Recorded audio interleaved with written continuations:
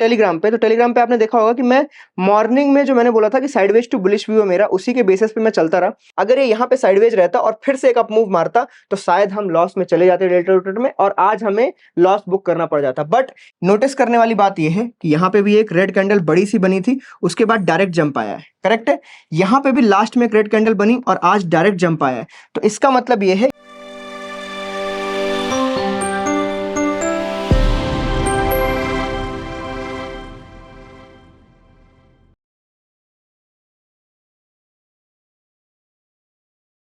Hello everyone and welcome back to Theta Gainers again. आज Friday के दिन market ने बिल्कुल एग्जैक्टली वैसे ही मूव किया है जैसा कल भी हुआ था, पिछले 7 दिन से भी चल रहा है। मार्केट ने डोजी कैंडल बनाना बिल्कुल एकदम मान लिया है, ठान लिया है कि अब उसको कुछ इलेक्शन तक लगभग 1.5 महीने तक आपको परेशान ही करना है।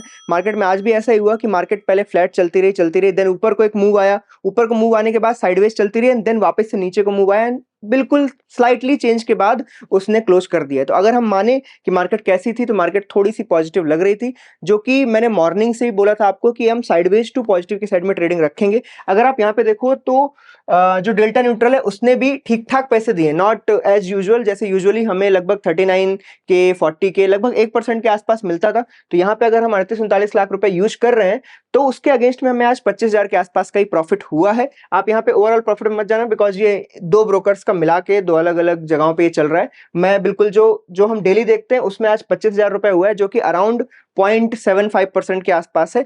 वेरी गुड, बिकॉज रिसेंटली हमने काफी दिनों में अगर देखा हो तो रिसेंट में हमने शायद 2 लॉसेस किए हैं इस मार्च के अंदर, जो कि एक 40,000 का था और एक उसके पहले 40,000 का था। एक शायद 12 मार्च के दिन था और एक अभी रिसेंटली था कल शायद, करेक्ट।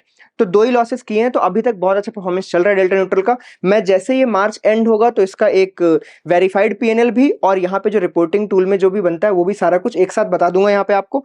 अभी अगर हम जाके देखें टेलीग्राम पे, तो टेलीग्राम पे आपने देखा होगा कि मैं मॉर्निंग में जो मैंने बोला था कि साइडवेज टू बुलिश व्यू है मेरा, उसी के बेसिस पे मैं चलता रहा। बट आप अगर आज मार्केट को देखो, मार्केट ने क्या किया है ना, साइडवेज टू बुलिश कैंडल ही बनाई है। आप यहाँ पे देखोगे ये साइडवेज टू बुलिश कैंडल है, पर मार्केट ने ना मॉर्निंग के टाइम बोलोगे कि 10 बजे के पहले ही अपना ये जो अप मूव था उसको दे दिया था, फिर उसको सस्टेन करने का ही काम किया है, सच कोई वो नहीं था। तो इसको हम ना 15 मिनट में देखते हैं, आपको 15 मिनट में बेहतर समझ में आएगा। ये देखो, ये 15 मिनट में आज की ओपनिंग है।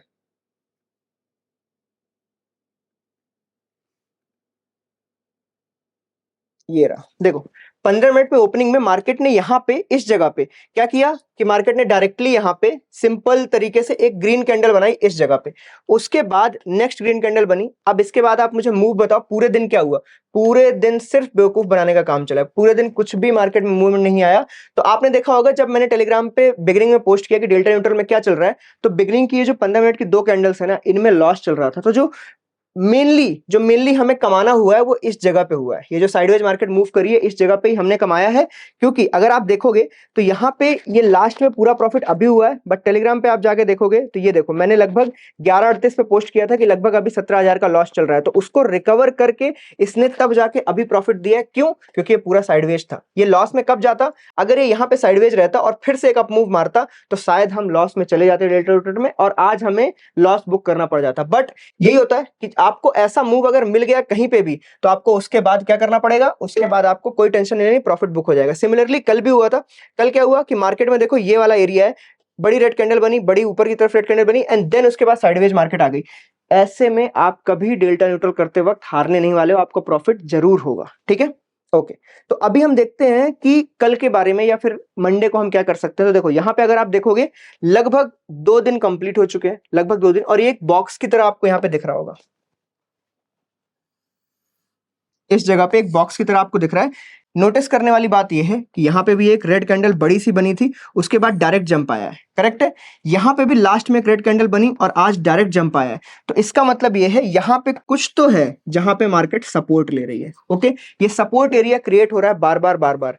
यहाँ पे एक चीज और देखने की है कि इस जगह पे यहाँ पे रेजिस्टेंस लिया, यहाँ पे लिया, यहाँ पे लिया और इस जगह पे भी लिया था। तो अगर कहा जाए तो ये एक S1 की तरह वर्क कर सकता है, ये एक R1 की तरह वर्क कर सकता है, और मार्केट इस बीच में फंस गई है। तो आपने हमेशा देखा है कि मैं हमेशा आपको बोलता हूं कि अगर आपको S1 और R1 मिल गया है तो ये जो एरिया है ना, इसको एक फ्लैट एरिया की तरह ट्रेड करो। फ्लैट एरिया मतलब कि अगर मार्केट अब इनके बीच में खुलती है तो आप स्ट्रैडल ट्रेड कर सकते हो, आयरन कॉन्डोर ट्रेड कर सकते हो, आयरन फ्लाई ट्रेड कर सकते हो, स्ट्रैंगल ट्रेड कर सकते हो।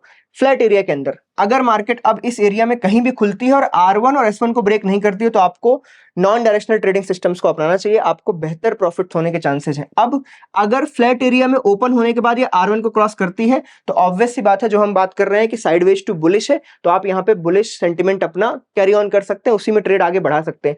फ्लैट खुलने के बाद अगर ये S1 को नीचे की तरफ ब्रेक करती है, ये नोट करना, फ्लैट खुलने के बाद, फ्लैट खुलने के बाद अगर वो S1 को ब्रेक करती है तो हम फिर से एक इसी ये जो एरिया दिख रहा है आपको रेड वाला, जहां पे बियर्स का ताकत ज्यादा है, उस जगह में आके फिर से फंस जाएंगे। ठीक है, चलो नेक्स्ट।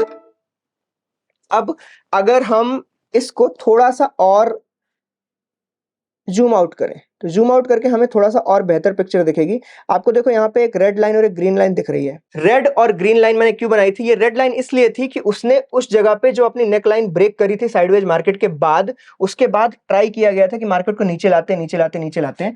एक चीज बस देखो कि मार्केट इस जगह से ब्रेकडाउन होने के बाद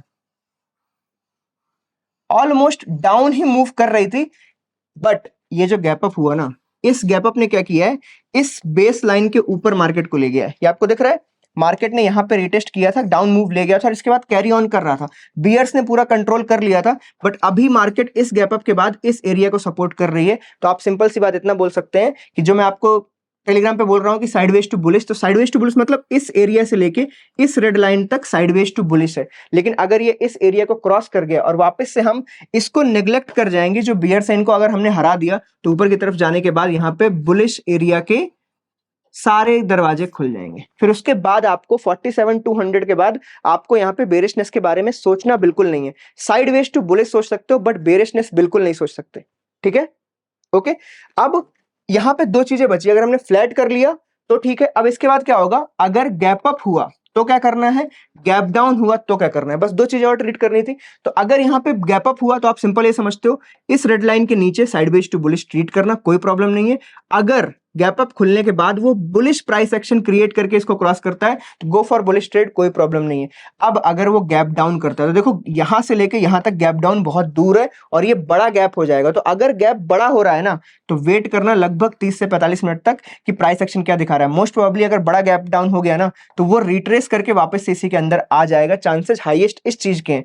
अगर नहीं आता है, यहां से साइडवेज जाता है और कैरी ऑन करता है नीचे की तरफ, तो आपको बेरिशनेस के साथ चले जाना है, आप अपने फ्लैट एरिया से बाहर निकल चुके हो।